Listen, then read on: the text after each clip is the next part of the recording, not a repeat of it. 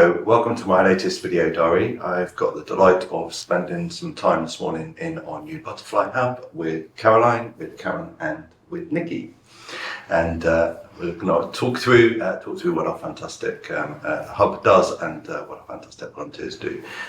So Caroline, can you just explain where the hub is and what it does and how we can support both staff and patients and relatives? Yes, so the hub is a space which is on the lower ground floor, just opposite chaplaincy, on the corridor that goes from where the restaurant is down towards the maternity department, just on the left hand side.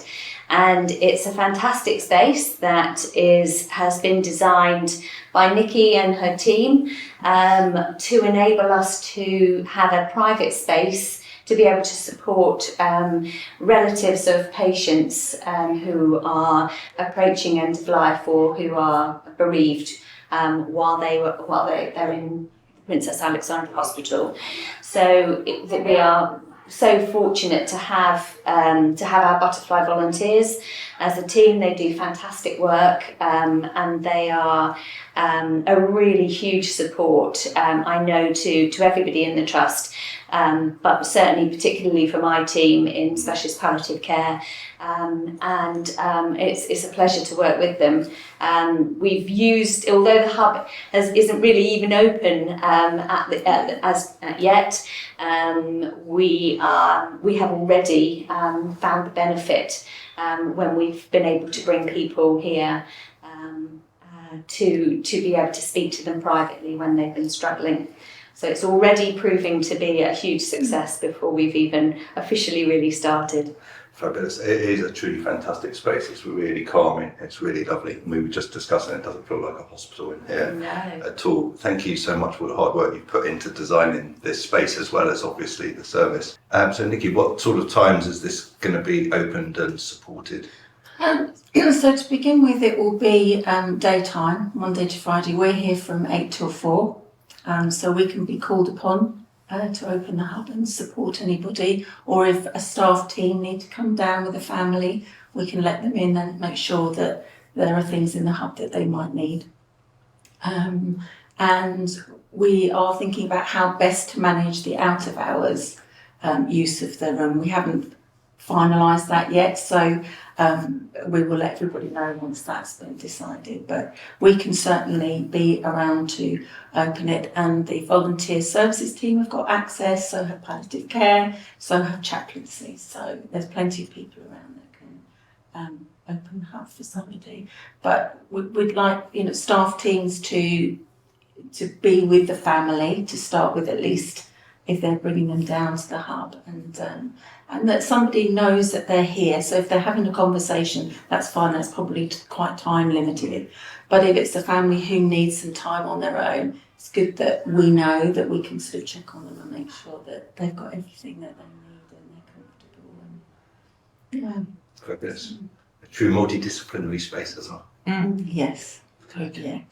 Yeah. And Karen, so you're one of about 20 of our fantastic volunteers. Thank you now. So talk me through why you wanted to be a volunteer and the enjoyment and benefit that you get out of supporting both relatives and colleagues.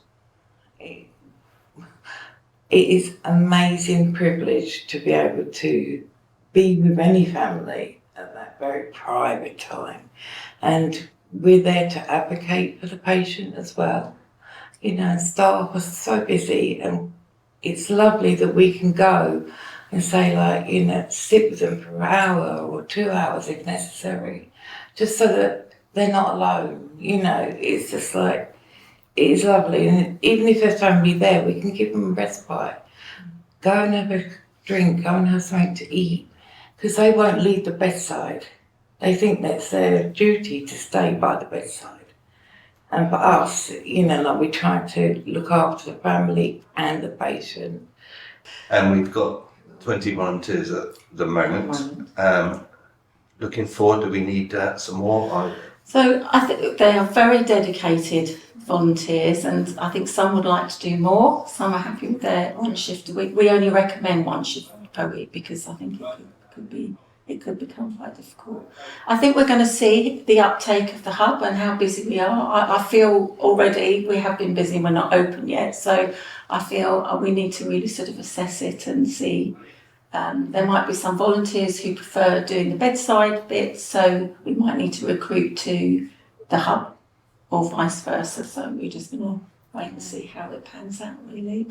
And training and support is obviously provided. You just want to quickly talk through how we support we've our got volunteers. some organised, haven't we, already? So I have an ex-colleague from where I worked before who was a cruise volunteer for many years and is a trainer. So she's going to come and talk to the group about the support specifically that we're going to be giving people in here.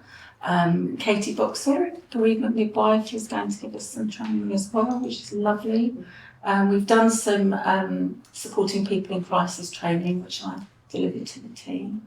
We've got lots of skills and talent within the team, actually. We've got, we have volunteers who have been Samaritans, cruise volunteers, helpline volunteers. So even within the team, you know, we can tap into their experience and knowledge as well. So we're very lucky. And obviously the chaplaincy as well. The butterfly volunteers are specifically to support end of life. Sure. As opposed to the compassionate care volunteers who are there helping on all the wards and A&E. But they are to support the patients, but not specifically at end of life. So the butterflies do have butterfly volunteer on the back, so it's really clear what they do. So the butterflies wouldn't sit with a patient perhaps who has dementia, unless they were end of life. So the roles are quite separate. So I think it's quite important to explain that. Fabulous. But I know from having spoken to a lot of the butterfly volunteers that they bring, as well as their perhaps professional experience in other roles, they bring life experience and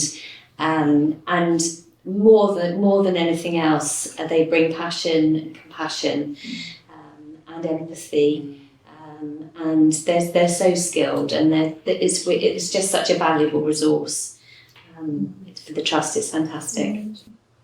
Well, thank you for your fantastic team. Thank you for everything that you do to support all of our patients and their relatives and our colleagues. And what an amazing facility this is. Well, we had some lovely donations from families, so that's how we've achieved this. Yeah. Thank you. Thank you. Thank you. Thank you.